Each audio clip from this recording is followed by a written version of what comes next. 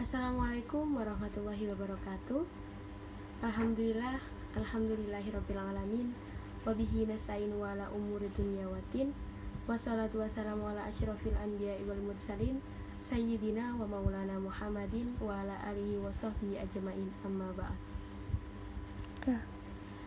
Puji dan syukur tak henti kita panjatkan kepada Allah Subhanahu wa Ta'ala yang tiada henti memberikan nikmat, berkah dan hidayahnya kepada kita semua. Salawat dan salam semoga tetap tercurahkan kepada junjungan kita Nabi Muhammad SAW yang diutus oleh Allah Subhanahu wa Ta'ala ke muka bumi ini sebagai rahmatan lil alamin. Pada kesempatan kali ini saya akan berbagi ilmu tentang keutamaan menuntut ilmu. Sebelumnya, perkenalkan, nama saya Trisna Sylvia dari program studi PGMI B semester 2 STAI Al-Azhar Menganti Gresik. Kita lahir di bumi ini dalam keadaan tak berilmu. Oleh karena itu, setiap orang tua berkewajiban mendidik dan mengajarkan ilmu pengetahuan kepada anaknya.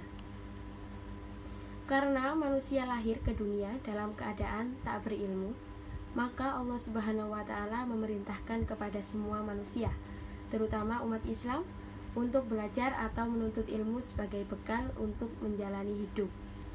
Hal ini sesuai dengan sabda Rasul, "Belajarlah karena seseorang tidak dilahirkan dalam keadaan pandai, dan pemilik ilmu itu tidak sama dengan orang yang bodoh." Dalam pandangan Islam, ilmu adalah sesuatu yang tergolong suci. Ilmu bagaikan pelita atau cahaya di malam yang gelap. Seseorang takkan dapat berjalan dengan baik di malam yang gelap tanpa cahaya atau pelita. Demikian pula halnya tak dapat seseorang membedakan yang benar dan salah kecuali dengan ilmu.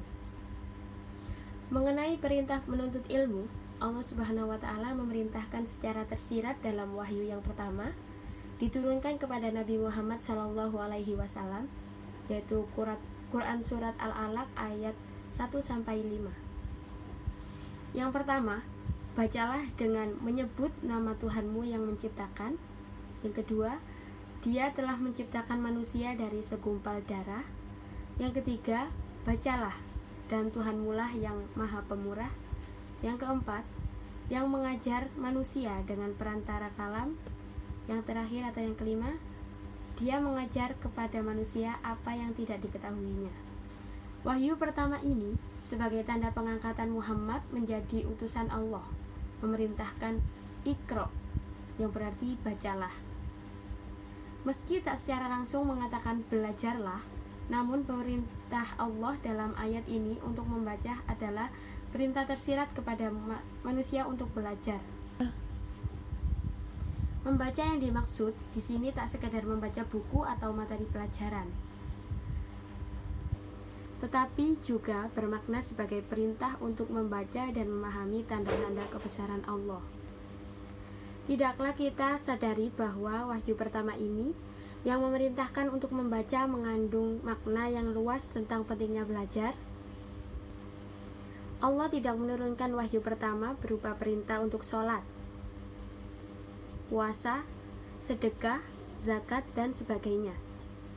Tetapi perintahnya adalah Iqra, yaitu bacalah, yang dapat kita tafsirkan sebagai perintah untuk belajar. Ini menunjukkan bahwa sebelum kita beramal, kita wajib berilmu, yang insya Allah akan mengantarkan pada kebahagiaan dunia akhirat. Sebagaimana sabda Nabi Muhammad SAW, "Tuntutlah ilmu walaupun di negeri Cina, karena sesungguhnya menuntut ilmu itu wajib bagi setiap muslim. Sesungguhnya para malaikat meletakkan sayap-sayap mereka pada penuntut ilmu karena ridha terhadap ilmu yang dituntutnya." Hadis riwayat Ibnu Abdi Al-Bar.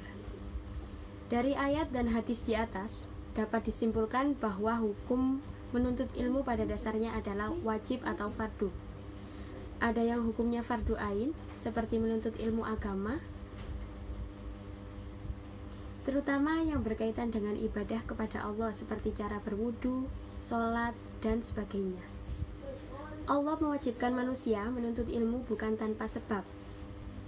Ada banyak sekali keutamaan menuntut ilmu yang dijelaskan dalam Al-Quran dan Sunnah Rasul. Allah Subhanahu wa Ta'ala akan mengangkat derajat orang-orang beriman dan berilmu sebagai mana firman-Nya dalam Quran surat Al-Mujadilah ayat 11 yang artinya, niscaya Allah akan meninggikan orang-orang yang beriman di antaramu dan orang-orang yang diberi ilmu pengetahuan beberapa derajat. Quran surat Al-Mujadilah ayat 11. Dari ayat tersebut tersurat janji Allah untuk mengangkat derajat orang-orang yang beriman dan berilmu, tak hanya di dunia tapi juga di akhirat. Hal ini sejalan dengan sabda Rasulullah SAW tentang kebahagiaan dunia akhirat yang dapat diperoleh dengan memiliki ilmu pengetahuan. Man aradad dunya fa alaihi bil ilmi wa man aradal akhirah fa alaihi bil ilmi wa man aradahuma fa alaihi bil ilmi. Barang siapa yang menginginkan kebahagiaan dunia, maka harus dengan ilmu. Barang siapa yang menginginkan kebahagiaan akhirat, maka harus dengan ilmu. Dan barang siapa yang menginginkan kebahagiaan keduanya, dunia dan akhirat, maka harus dengan ilmu. Pekerjaan menuntut ilmu merupakan ibadah.